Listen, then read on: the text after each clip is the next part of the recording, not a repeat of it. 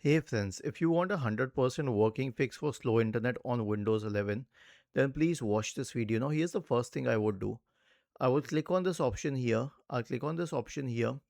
And then if it's selected at the 2.4G network, I will connect to the 5G network. Let's say it's connected to the 2.4G network. I will connect it to the 5G network. That will significantly change the internet speed and you can test it at fast.com. Okay. Practically, there is nothing else that you can do. You can compare this speed with the speed that is being provided by your internet service provider, and if it's not sufficient, then bring your laptop or your device closer to the router or use a wired connection. There's nothing else that you can practically do. People say try a network reset, try this, try that. You can try that, but it doesn't make a lot of difference. Was this helpful? If yes, then please subscribe to the channel. If not, then let us know in the comment section of the video on how we could help you further. Thank you for watching this video and have a nice day.